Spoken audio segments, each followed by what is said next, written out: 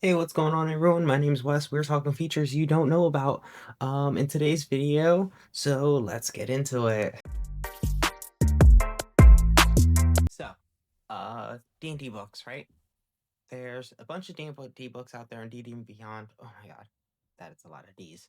Um, and they are either adventures, source books, or third party, and a lot of them all have random little snippets hidden in there somewhere that aren't like part of the main rules of the game. Example, Fizzbands has the Draconic Gifts.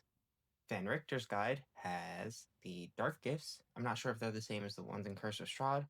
That information is the privacy of my DM, as well, at least until our Curse of Strahd campaign ends. Then we have. Did you know Bastions existed way beforehand? Because, yeah, Acquisitions Incorporated had rules for Bastions too.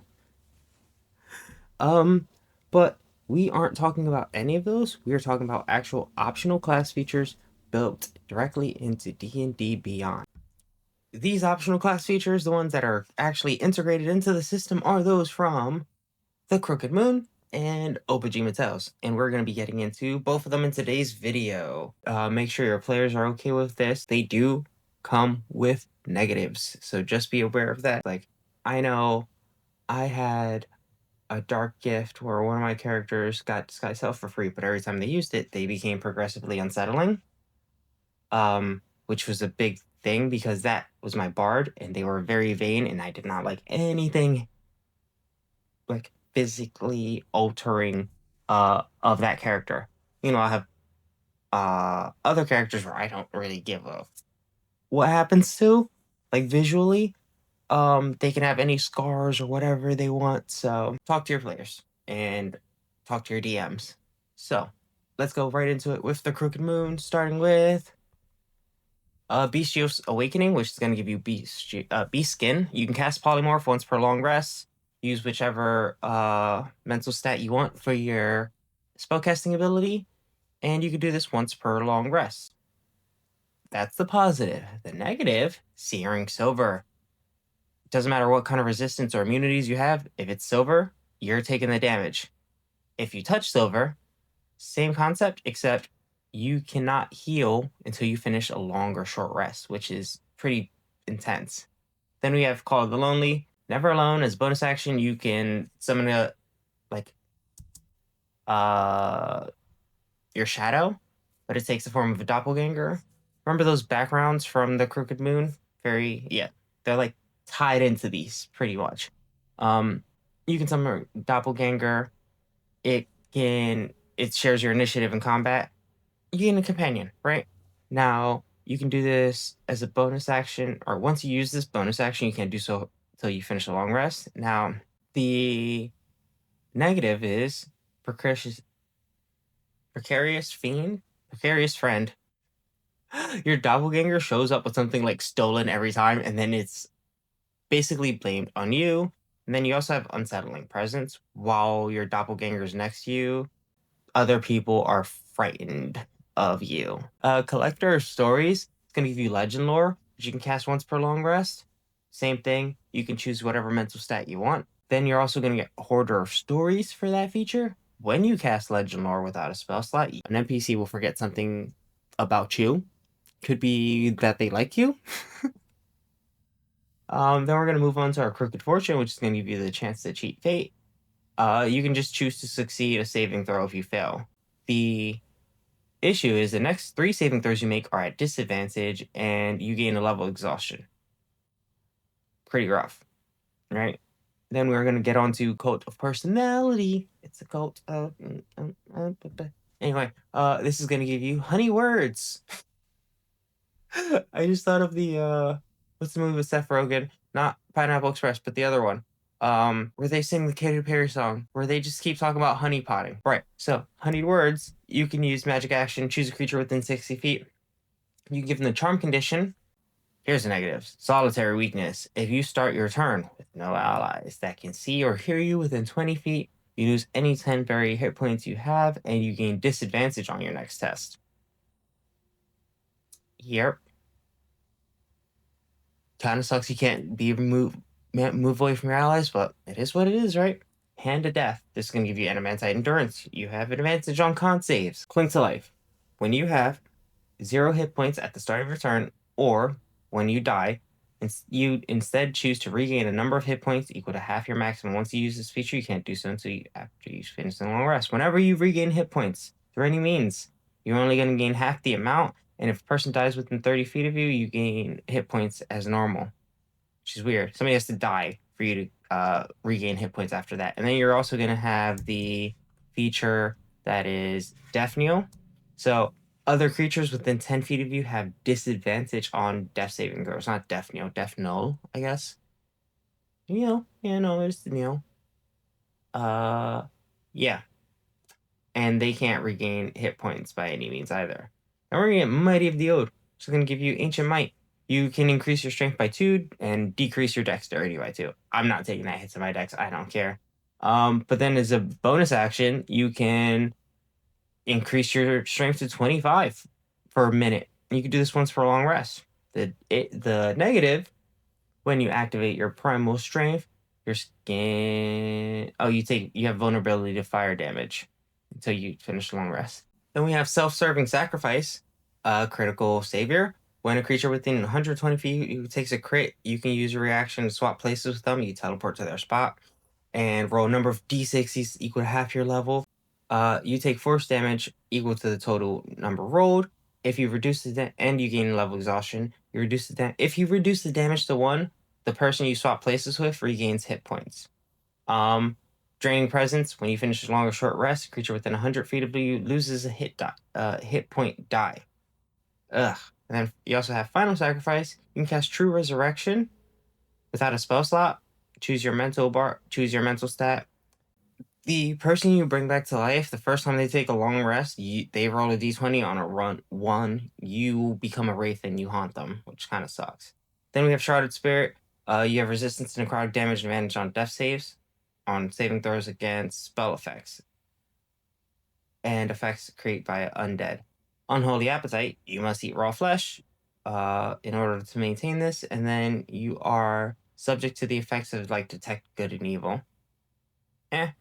Skin of Coffin Nails gives you Iron Grit, resistance, bludgeoning, piercing, and slashing damage, or slashing damage. You can change this when you finish a long or short rest. You suffer criticals and your crits become normal. Then you have Watery Doom. If you are within covered or splashed with at least a gallon of water, your skin gets real stiff until you finish a long or short rest, and you actually became vulnerable to those things instead. It's like you have a devil fruit from One Piece. Stay away from the water, guys. We're gonna get to Stilled Hunger. Say Cravings. You don't gain exhaustion levels. You have resistance to poison, advantage against poison condition, and to end it, you gain tenuous psyche. You're vulnerable to psychic damage and disadvantage on saving throws against a frightened condition. Calm motions can suppress that. Then that's not that bad. Anyway, Unquenchable Fury. Okay, you make 1 additional melee attack and you reduce all damage you take equal to the amount of your proficiency bonus. Oh, it's Rage. You can do this once per long rest. You regain the use of this feature if you kill a humanoid. Anyway, Red Haze. While you're in this thing, you have to DC 15 Wisdom save, or everyone's your enemy, I'm assuming. Yeah. Any creature that can see or hear you, regard them as an enemy. Once on each of your turns, you move to the closest possible thing and attack it. If the creature dies or can no longer be seen, then you choose a new target. Yeah. Wings of Whisper gives you Murderous Flight. As a bonus action, you gain a fly speed equal to your walking speed for 10 minutes. So you gain a fly speed for 10 minutes and a 20-foot emanation of birds flapping around you, which is, I mean, they're just birds. They're just for a show. You can do this once for a long or short rest, and unless you have a level exhaustion, then you can't do it. Whispered Secrets, the birds. The birds. The Raven, so to speak. It's like Edgar Allan Poe. You just keep seeing birds following you, or the birds keep Birds stick around until you finish a long or short rest, and while they're around, you have disadvantage on stealth checks. And people have advantage on insight checks again and perception checks made against you because the birds will whisper your secrets to those people. They're dark bargains, or dark gifts. They have negatives. They have some positives. It's up to you whether or not you want to use them. Some don't sound that bad. Some sound like easily avoidable. Others, I wouldn't even go near. But that's just me. So yeah, those are pretty cool. I wish the dark gifts from Curse of Strahd were integrated in D&D Beyond, or the like ones from Theros or even Fizban's, because those are all pretty cool as well. Hopefully they'll get around to it one day. But you know what is integrated? The heroic boons from Obojima Tales, and we're about to get into those, starting with acceptance. Uh, this is just gonna give your character +5 to any skill check, and they can use this once per long rest. No downsides to these boons. Then we have envy. This is gonna let you choose an ally. You can gain a proficiency that they have. However, they're gonna have disadvantage when they use that skill themselves. Then we have fearful. This is gonna give you, if you are hit with an attack, you can choose an ally within 5 feet of you, and they can take the damage instead. You can do this once per long rest, and it's not that bad. I mean, it does affect your allies. So these are like same thing with the dark gifts, but the negatives typically only affected you. Some of these can affect your allies, so you better talk to the whole table and make sure everyone's okay with this. And honestly, I would even like meta game this feature. I want to use my thing to pass off the damage if that's okay. Like you're okay, yeah, I'm gonna do it. I'm gonna do it. One of those situations, like make sure your allies got the health for it. Um, or if they have like a pretty cool ability, you can oh, yeah, if somebody's got like Sentinel and you pass off the damage, let's say like there's 3 of you lined up, you're on one side, the person you pass the damage to in the middle, and the person with Sentinels on the other, and they just like wham. Let's say they got a reach weapon too. That's a pretty good combo. Um, Fearful actually has some play. Anyway, we're gonna keep going on. We have forgiveness. When you are hit by an attack, you can choose to cause all subsequent attacks made towards you to have disadvantage. That's a really cool ability. Especially if you don't care about provoking opportunity attacks. We have hate next. When you make an attack roll or skill check, you can choose to change the thing to 20, but then you're gonna have disadvantage on all charisma, intelligence, and wisdom checks going forward till you finish a long rest. You're gonna wonder why hate might be a boon, and that's because these are like character traits or like things that in like Ovajima, this is like your hate is something that you're eventually gonna overcome. And you might start off hateful, but then towards the end, um, might you might gain forgiveness. They're baked into storytelling here, which I kind of really like. We have heroic. It's a mage slayer. You can just choose to succeed a mental check once per long rest. Then we have mercy. This is when you make an attack that will drop a creature to 0 hit points. You can choose to forgo damage, making a charisma check with advantage. Once you do this, you can't do it until you finish a long rest. I really don't understand the point of this feature. So, yeah. We have shame. Okay. As a bonus action, all creatures within 60 feet of you must succeed a wisdom save or be unable to look in your direction. It's kind of like frightened. Yeah, it's like frightened. But if they can't look at you, that means they can't target you with a spell, which is actually even better. Then we have selfishness. When you take damage, you can choose to regain 2 hit points for each ally within 30 feet of you. Your allies suffer necrotic damage for each of the hit points you stole. And then selflessness. Once on your turn, you can forgo an action on an ally to take another action on their or a move on your turn. On their turn. On your turn, yeah, it's your turn.